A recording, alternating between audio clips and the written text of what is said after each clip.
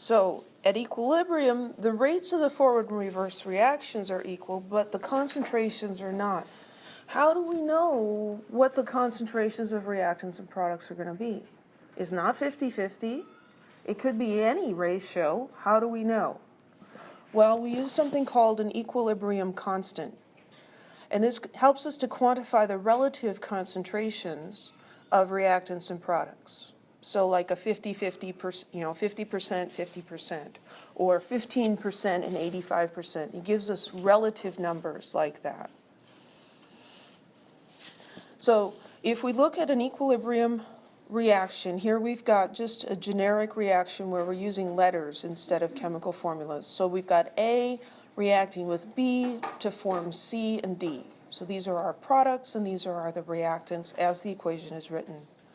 These may have coefficients. This A could be a 2 or a 5 or maybe it's a 1. And so we're just going to put a lowercase a in there for the coefficient on compound A. So that's what this reaction is. The equilibrium constant is K sub EQ, and we define that as the ratio of reactants and products at equilibrium. We take the concentrations of the products raised to the powers of their coefficients.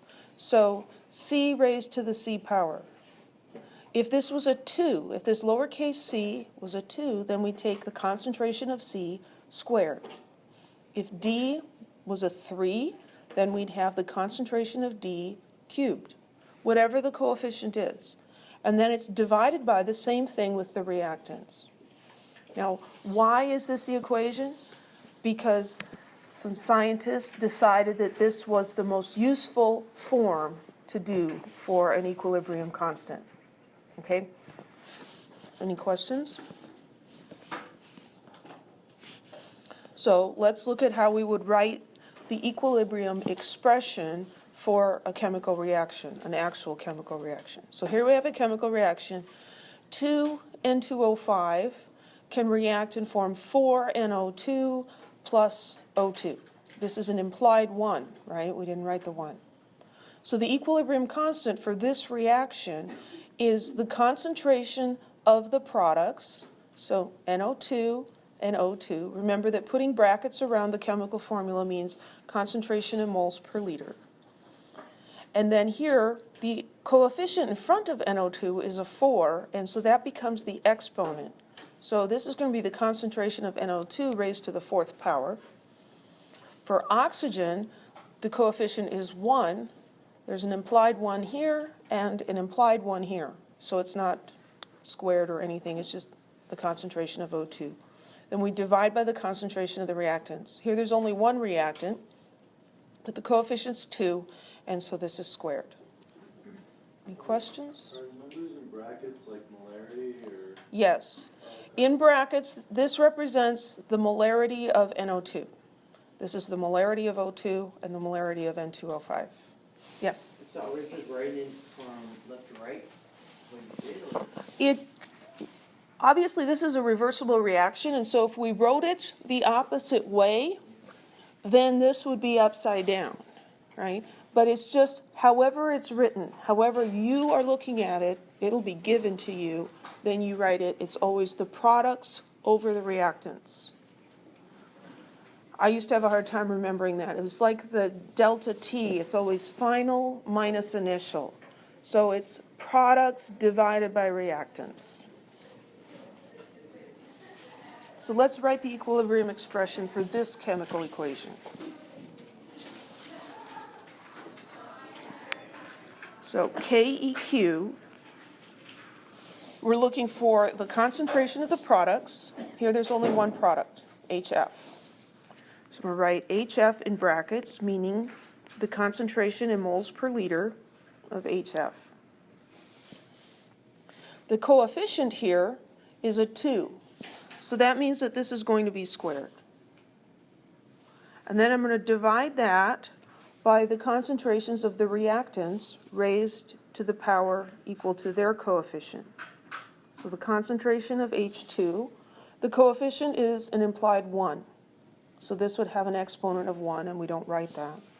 times the concentration of the other reactant, F2, and that also has a coefficient of 1, and so it has an exponent of 1.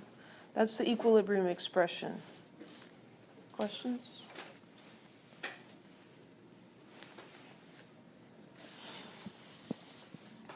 Well, what does KEQ mean? If that equilibrium constant is very large, it means that the forward reaction is favored and there's going to be a lot more of the products than the reactants. So in this equation, H2 plus Br2 is in equilibrium with 2HBr. The equilibrium constant is a really big number, 1.9 times 10 to the 19th power.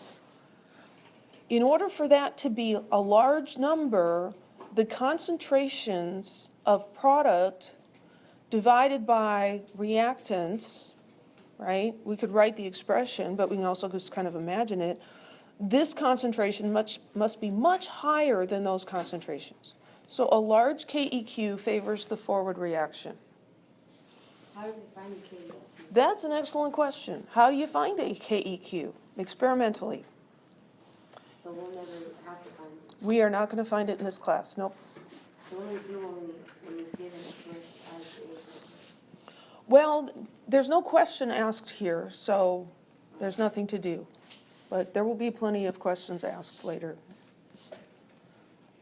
If the KEQ is small, here this one is a small KEQ, 10 to the minus 31. That's like crazy small, right? That means that there's very, very little product that forms. The concentration of NO is much smaller than the concentration of nitrogen and oxygen. So the reactants are favored. So large KEQ says the reaction goes forward a lot. Small, very small KEQ says it doesn't happen much at all. And then you can also have the situation where you're going to have kind of in between. But I forgot about this slide, so I'll talk about this first. So here's that reaction, H2Br2 making 2HBr. Here's the equilibrium constant expression. This was a large number. It was actually given here 1.9 times 10 to the 19th. This is a very big number. In order for that to be a big number, the numerator has to be large and the denominator has to be small. And when you look at what's present in that equilibrium mixture, you see very little of the initial reactants. And most of it is the product. It's mostly this, very little of that. Does that make sense?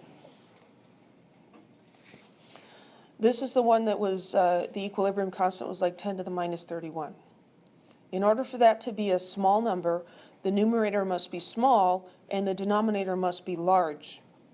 And so in this reaction, it's mostly N2 and O2 and very little of the product. That tells us that the forward reaction doesn't happen very much. So it's mostly reactants.